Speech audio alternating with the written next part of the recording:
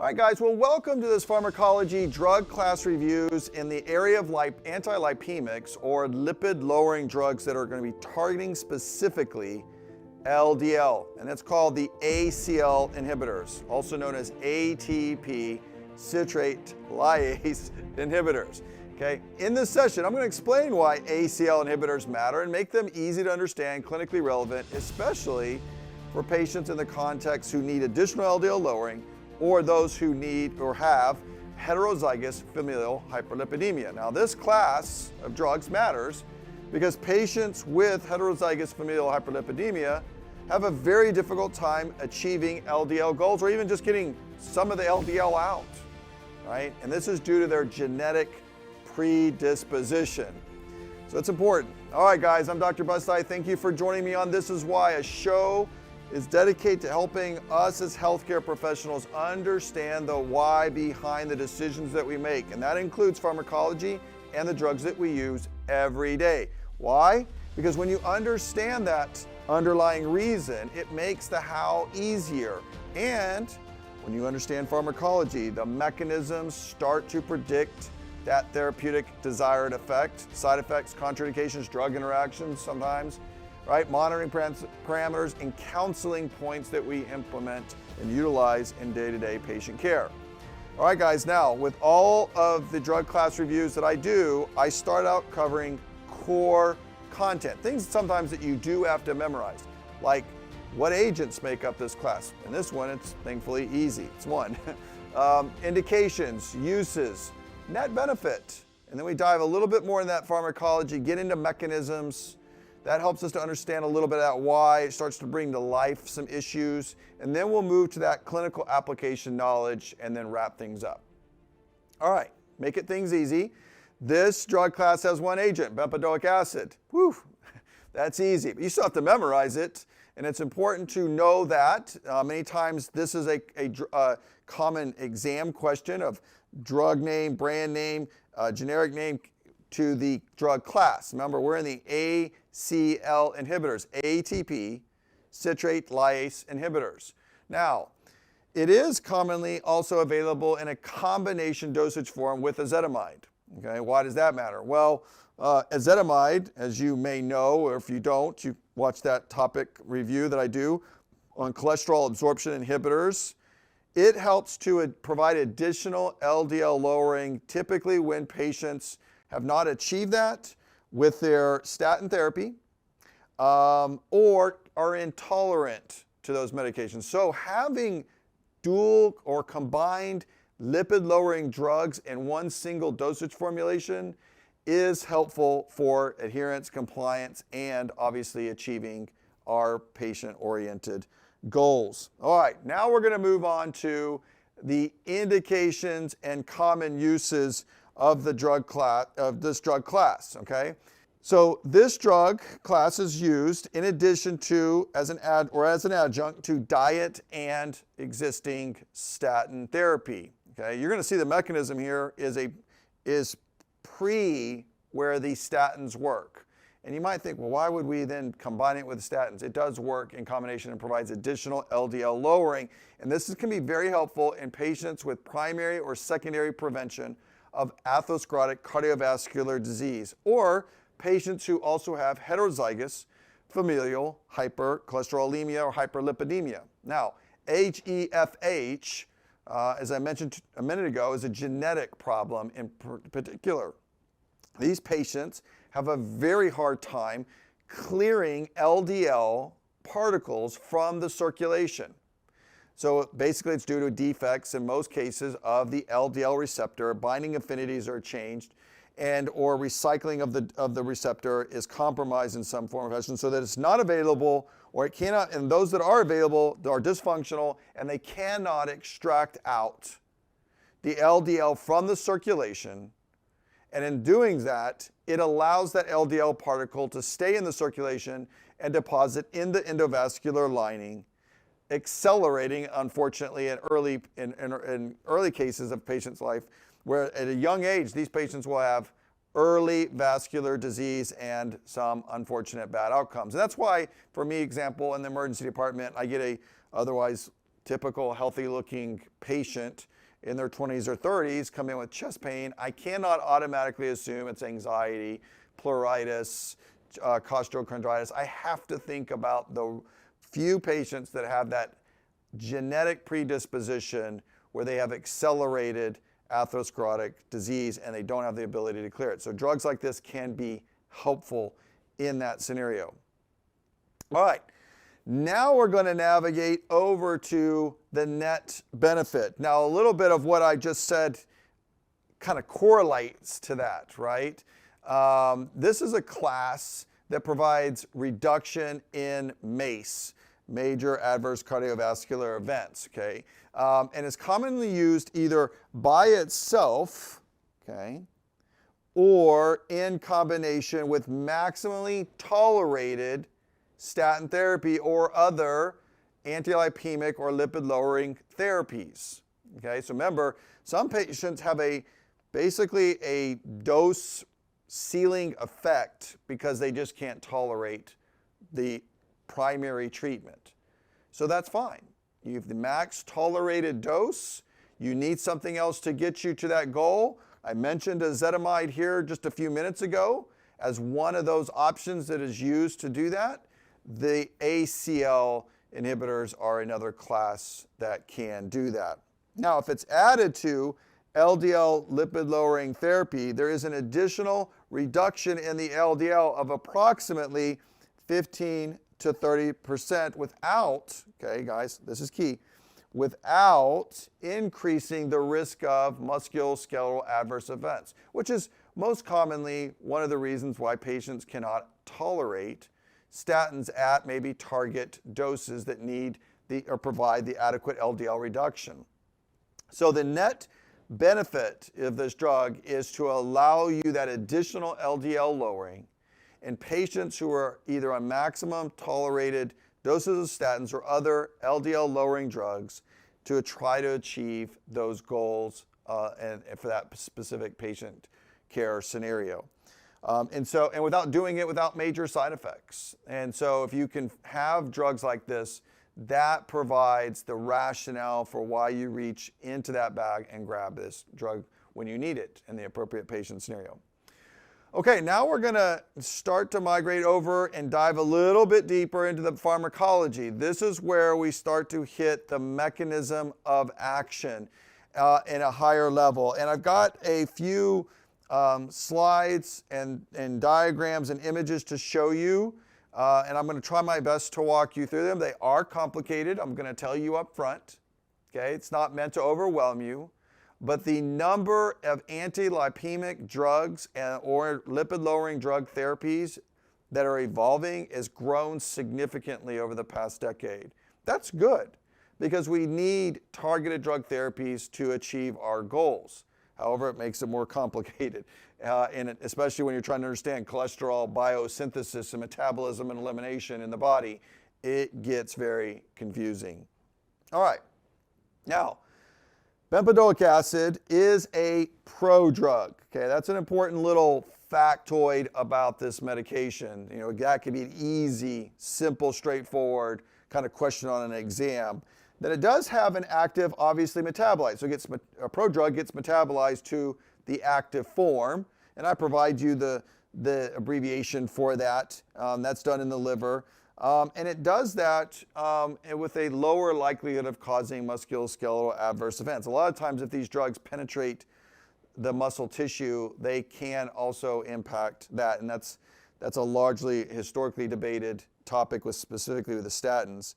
Now you see here in this particular bullet here, this is talking about the exact mechanism of action of inhibiting the ACL enzyme. ACL standing for that ATP, adenosine triphosphate, citrate lyase enzyme that's necessary for that formation of acetyl-CoA. And the CoA here should be the thing that you recognize because statins are HMG-CoA reductase inhibitors. So this is the reaction before we get to where HMG-CoA reductase, another enzyme, that helps establish cholesterol biosynthesis. So it exerts its effect upstream, okay? Now, This is where it gets a little complicated. I understand this is a very detailed table that I've just put in front of you. And those of you that are participating or listening to us on our podcast channels, I know that you cannot see this, but these tables and figures that I'm getting ready to show you are available at thisiswhy.health for free. You can download them. Just go there. The link is provided to you in the episode description to take you straight to that particular page. These can be very good study tools that pull together common classes of the drugs, the classic agent in there, which is that second column that represents the area or the drug that represents that class, and then the mechanism, okay, the basic mechanism that you would most likely see on an exam or that you should just know in general. And then you see the last two columns over on the far right have to do with our targeted lipid effect that we see with implementing them. When you look at these drugs and you learn drugs in comparison to other agents that are in the overall category of anti-lipemics, you start to see what each drug class and or agent starts to offer in its selective benefit. Is it targeting LDL? Does it get reduction in LDL and some triglycerides? Does it do something to HDL? All of those things become important. And that's what those last two columns are summarizing. And so you can see that I've also organized it by those that target LDL, that are statins, those that target LDL that are non-statin agents, okay, right here, those that target triglycerides, if that's your primary problem. And then we have these miscellaneous things like high-dose niacin that has largely fallen out of clinical favor, especially with so many other agents and with the lack of good evidence to support it compared to other agents that have evolved.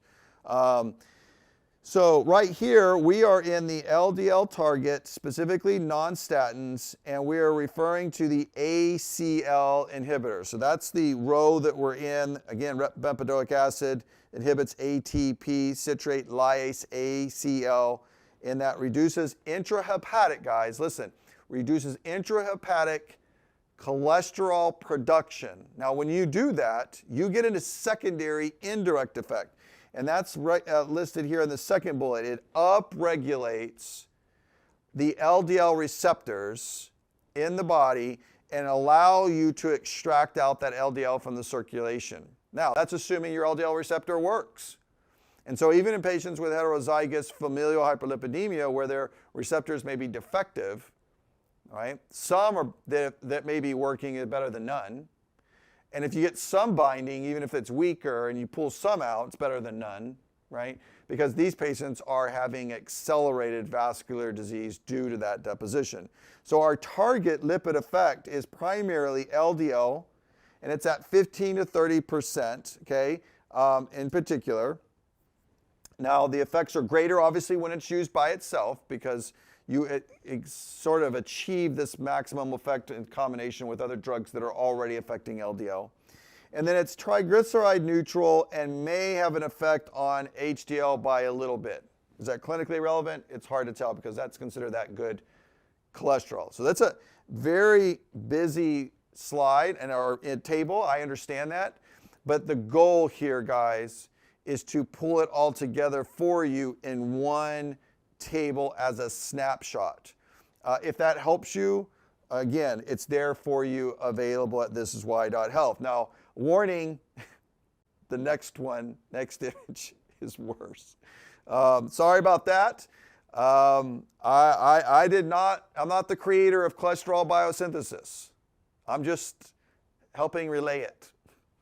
So I realize that probably on the screen, those of you watching it, you're looking at it and you're like, I can't read that. I can't see all that. I totally get it.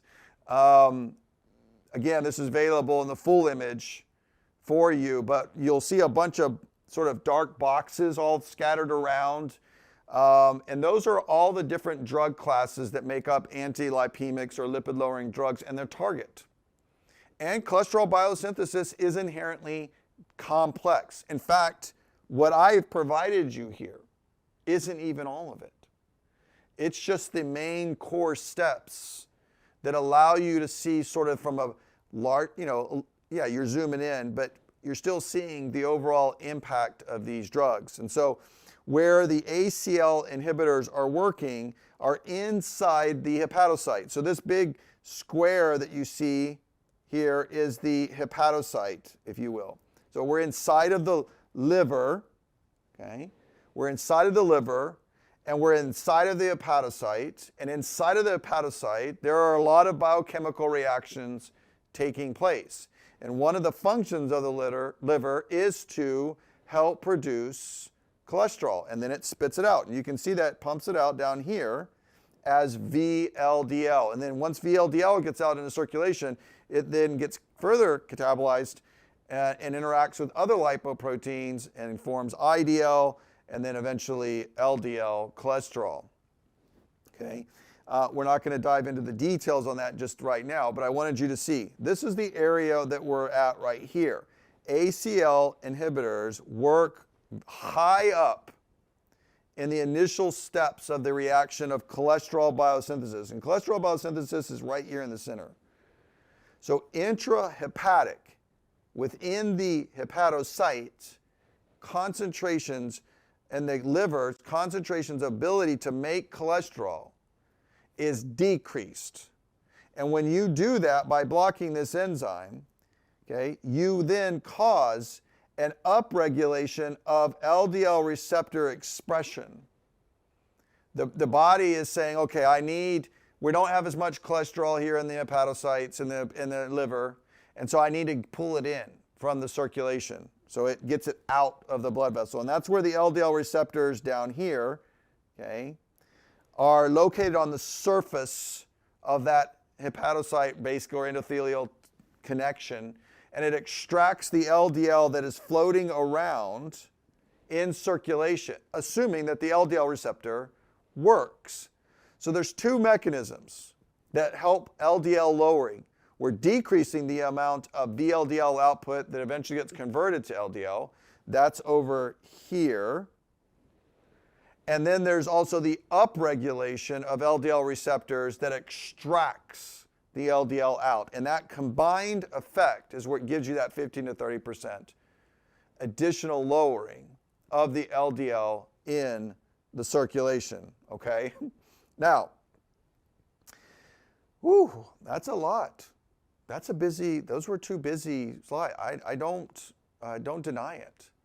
But again, guys, don't be scared of it. Don't run from it. If you can dive into that and just slowly start to wrap your mind around the mechanisms, you will see the pieces starting to come together, okay? But it does take a while, I will admit, especially if this is the first time you've dove into this, got into this topic, this kind of stuff. Now, once the drug is in the body, it's a prodrug, it gets metabolized to that active form. Obviously, the body wants to get rid of medications, and that's where that pharmacokinetics, pharmacodynamic considerations of the pharmacology become relevant. Now, one of the problems with this drug is that it will compete and utilizes transporters for its elimination, and particularly in the proximal renal tubule of the kidneys. Remember, our kidneys want to try to get rid of things, and most of the time, the liver is trying to make things more hydrophilic many times, right? And so OAT2 is a transporter that moves things across cell membranes, okay? There are other molecules that use it, and one of those molecules is known as uric acid. So you could obviously imagine that if you're trying to both walk through the door, and both of you can't walk through the door at the same time, then one of you is going to make it through, the other one's going to have to wait.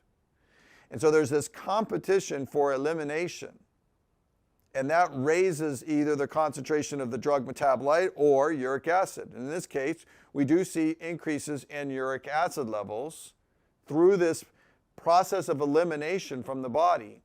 And so if patients have underlying hyperuricemia and or gout, clearly that would cause a flare in those patients. Now, what about drug-drug interactions? So uric acid is a byproduct of metabolism, right? Fine. But what about drugs? Well, there are drugs that do use transporters also for their elimination. And one of those are the statins. Now remember, this is relevant because remember, bempedoic acid would be used in combination or as an adjunct to maximally tolerated statin. So if I do something that raises the concentrations of the statin in the body, I theoretically will then worsen those side effects that the patient experienced, which made them on a maximum dose that they could tolerate.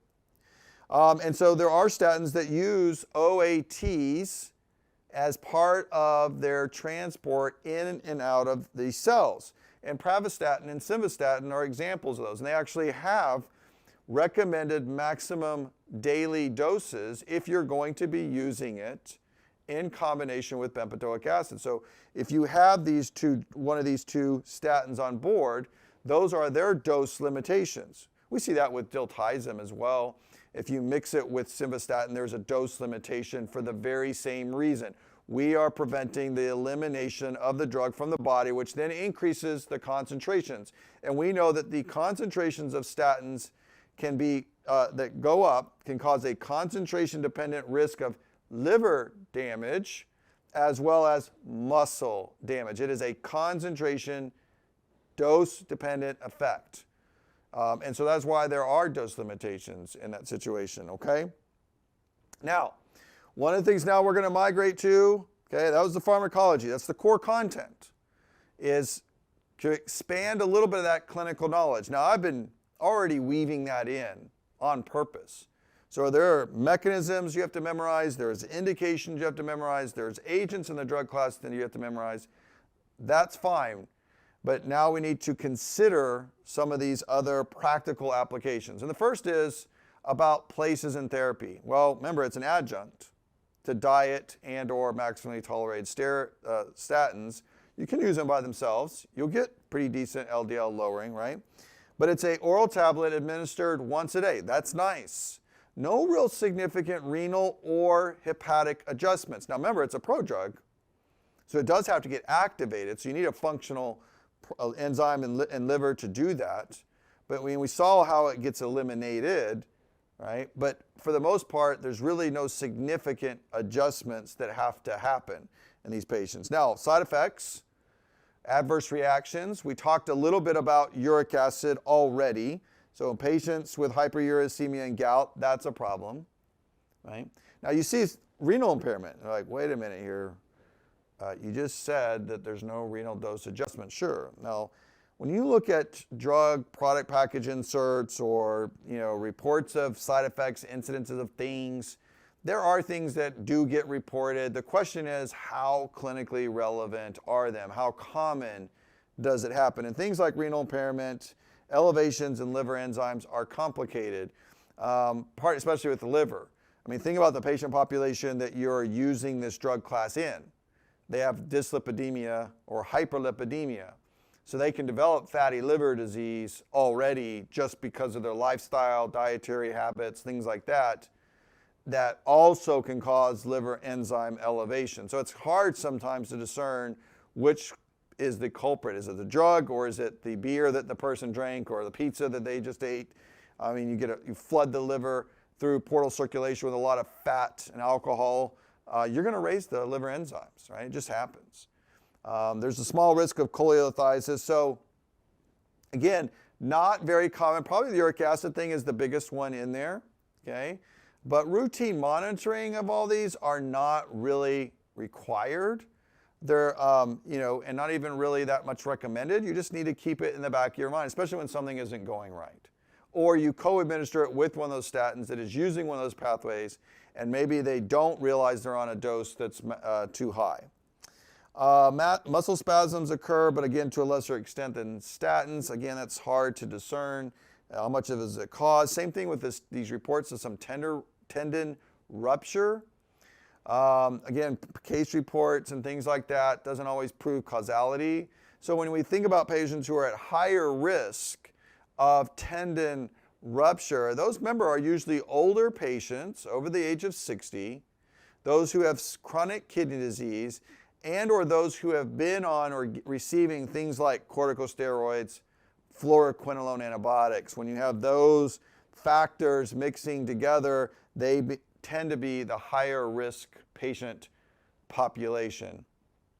All right, now moving on to the monitoring, that clinical application. Well, I mean, you're using it to treat the lipids. So guess what? You obviously want a baseline lipid profile, and then after you initiate or add on the drug to existing lipid-lowering therapy, the obvious thing that you want to consider is like, well, did it work? Did I get the 15 to 30% that I was taught, right? That's a pretty decent variation. There's a lot of other confounders that influence that, right? But patients with heterozygous or homozygous familial hyperlipidemia, those patients aren't going to be able to extract out the LDL to the same degree as somebody without it, okay? We need to look for also, so you get a lipid profile, right? And typically it's a fasting lipid profile. Ideally, direct measurements of LDL cholesterol is important. You look for signs and symptoms. Also, you should monitor for gout, flares. And it doesn't always just happen in the big toe. That's the most common, right? But you can get it in the ankle, you can get it in the knee, you can get it in the elbows, you can get it in the wrists. I've seen it in a lot of different places. Patients who suffer from chronic hyperuricemia or gout will very clearly tell you that. It can be very irritating and damaging to tissue, where patients even develop these tophi, basically growths, because the tissue gets so inflamed and irritated, and there's the compensatory changes that occur over time in their joints as a result of it. It makes things sometimes confusing as what the underlying cause is unless you do a true accurate diagnosis. So watch out, excuse me, watch out for that hyperuricemia or gout. And then lastly, these liver, hepatobiliary, renal effects. Again, patients who are already at higher risk, maybe already having renal insufficiency, maybe they're on other drugs that compromise renal function, you're going to give them a little bit, maybe more attention. Okay, guys, let's now shift our focus and start to wrap things up. So remember, this is the ACL inhibitors, adenosine triphosphate citrate lyase inhibitors. Bempedoic acid, that's your classic agent. That's your drug class. Now, from an indication, remember, primary, secondary prevention of atherosclerotic cardiovascular disease, and also in patients with that heterozygous familial hyperlipidemia with that genetic risk. They can't get rid of that LDL and extract it to the same degree as other normal patients, right? Mechanism, it's working upstream, so above HMG-CoA reductase inside the liver cell on that cholesterol production. So it reduces intrahepatic cholesterol concentrations. That results in an indirect effect by upregulation of LDL receptors and the goal of trying to extract it out from the circulation to reduce the deposition in the avascular lining. Overall side effects, I mean, it's pretty well tolerated medication, lower incidence of muscle issues compared to other drugs. Hyperuricemia is a risk due to that competition through OAT in the proximal renal tubule. So remember, add-on therapy once a day, fairly well tolerated, will give you additional LDL lowering even on patients on maximally tolerated statins. All right, that's a lot. I hope you found that information to be helpful, okay? Now, if you haven't done so, please subscribe to the channel on YouTube. We really would appreciate that. Feedback, comments, give us a like. That helps, obviously, so that we can continue to provide, topics like this for you and others, and to help all of us understand why we do what we do every day in clinical practice. If you're interested also in some additional things that we have some playlists, collections, discounts, and on partner programs over at thisiswhy.health, where those tables are available for you for free, okay? The goal is to create a community. You can offer questions, topics for future episodes. Glad to do that and help you guys any way that you need it. So thank you for joining me. I'm Dr. Busti. Never stop learning the why, because that makes how we manage patients much easier. Take care.